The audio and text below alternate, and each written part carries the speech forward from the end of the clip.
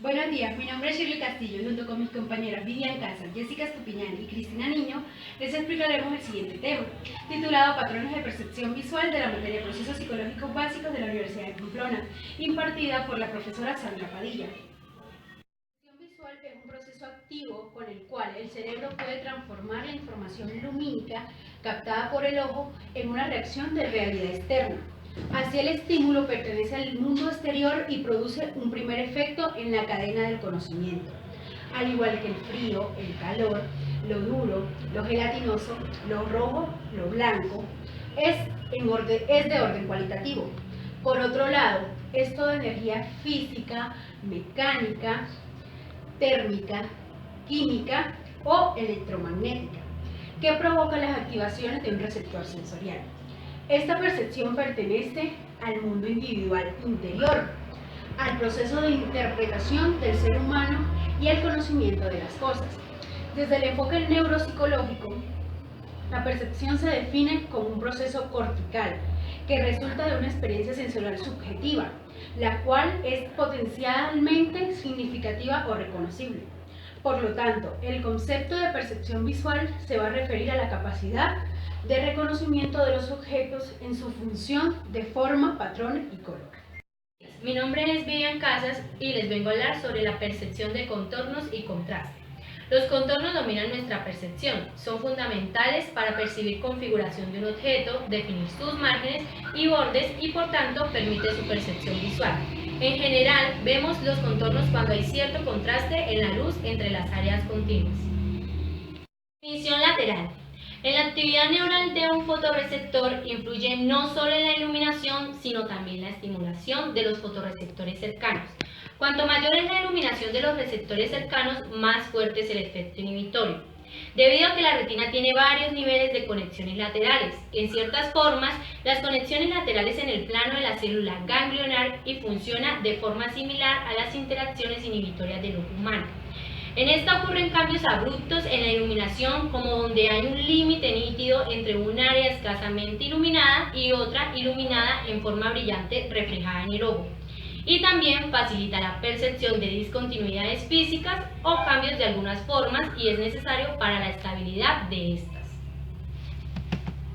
Bandas MASH. Las bandas MASH son ejemplos de un proceso que ocurre en regiones de mayor cambio de luminancia. El contraste físico que ya existe en el borde o margen se acentúan aún más.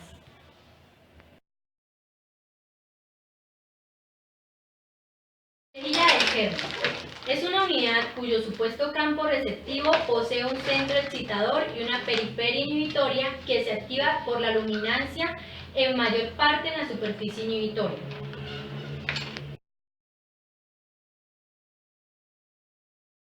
Mi nombre es Jessica Estupiñán, le voy a hablar sobre el cambio de estímulo. El cambio de estímulo. La variación del estímulo o cambio en el patrón de la luz reflejada en la retina es crucial para la percepción de contorno y márgenes de la forma. A continuación se describen dos condiciones inusuales del estímulo que subrayan este aspecto. La primera condición, como veníamos diciendo, es el Ganzfeld, que es un experimento que viene del alemán, que significa campo homogeneizado. Es una técnica empleada en el campo de la parapsicología para probar la percepción extrasensorial de las personas. Se utiliza una estimulación sensorial parcial para producir un efecto similar al aislamiento sensorial. La condición es la imagen estabilizada, que se trata de la experiencia con el Ganzfeld, indica que el sistema visual no funciona eficazmente con una estimulación completamente uniforme. Existen varios métodos para estabilizar la imagen de la retina. Dado que todos generan unos hallazgos similares, solo se necesita considerar el análisis de frecuencia espacial. Ya se ha explicado que los fenómenos al contraste influyen notablemente sobre la capacidad de percibir los detalles visuales. El contraste de la luz en las áreas oscuras genera una percepción acentuada de la luminosidad. Es posible reducir cualquier escena visual compleja a un mosaico o matriz de regiones claras y oscuras. Estos dos componentes de un patrón visual son lo suficientemente descriptivos como para representar cualquier escena compleja y se han explicado exitosamente en la descripción de las unidades básicas que pertenecen al sistema visual para codificar el entorno visual. Las frecuencias espaciales. Estas consisten en áreas claras y oscuras contrastantes en sus frecuencias espaciales. Es decir, la cantidad de variación de luminosidad sobre un determinado espacio. Más claramente, son la cantidad de ciclos de barras o tiras alternas, oscuras y claras sobre una determinada región del campo visual. Cuantas más barras o tiras hayan por unidad de área de un patrón, mayor va a ser la frecuencia espacial. El patrón en rejillas y contraste son útiles porque sirven para componentes básicos para construir una escena visual compleja.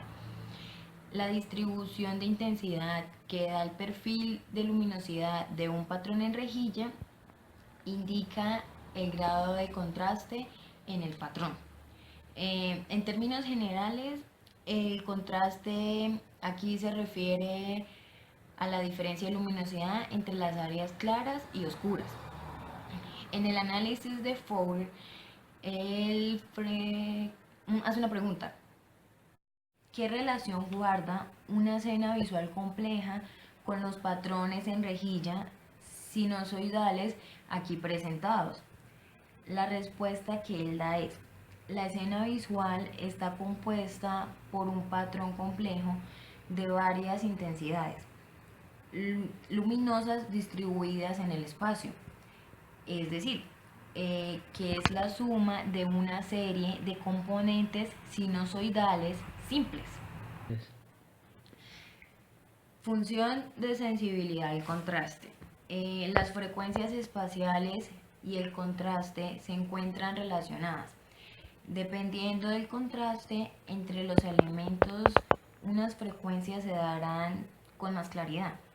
Esto significa que se necesita menos contraste para distinguir algunas frecuencias espaciales de otras, lo que indica que la sensibilidad del sistema visual a ellas es variable. La sensibilidad del sistema visual es inversamente proporcional al contraste de los elementos, es decir, cuanto mayor es el grado de contraste necesario, menor será la sensibilidad en el sistema visual a tales frecuencias, y en cuanto menos contraste se requiera, mayor es la sensibilidad hacia ella. Adaptación selectiva. La adaptación selectiva requiere que el individuo se enfoque en las características de los estímulos recibidos. Esto genera un resultado perceptual en el cual la sensibilidad visual es menor hacia las características particulares del estímulo. Por ejemplo, cuando se recibe el estímulo de la imagen, se percibe como un conjunto, pero la capacidad de selección selectiva le lleva a reconocer las diferentes características de cada elemento. En este caso son círculos y rombos. El procesamiento de imágenes. Las imágenes en bloque. Al tomar una imagen borrosa, la visibilidad de los márgenes nítidos artificiales se reduce. Cuando se eliminan los detalles de alta frecuencia, la información de baja frecuencia se hace visible. Esto facilita el reconocimiento de las figuras. Frecuencia espacial y la agudeza. Ouder, Scudder y Simpson dicen que la sensibilidad al contraste de frecuencias espaciales altas se deteriora con la edad, pero la sensibilidad a las frecuencias espaciales bajas permanecen relativamente inalteradas. Es decir, el avance de la edad trae consigo una pérdida en la capacidad para ver detalles finos.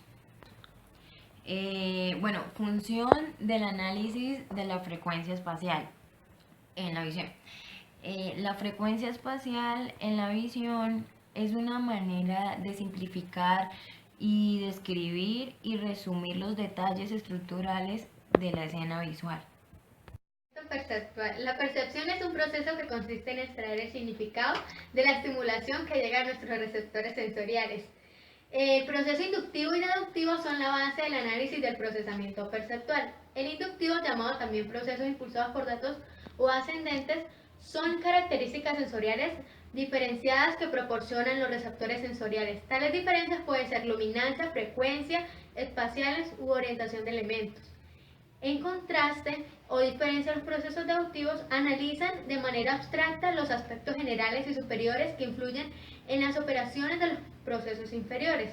En cambio, el proceso deductivo resalta las características de conocimiento, experiencia, significado e interpretación anteriores del observador. Ambos son procesos activos y muchos procesos perceptuales exigen que interactúen y se complementen. También vamos a hablar de la atención. La atención nos dice que la información del entorno alimenta de manera continua nuestros sentidos. Es obvio también que es imposible prestar atención a la mayor parte de la información disponible.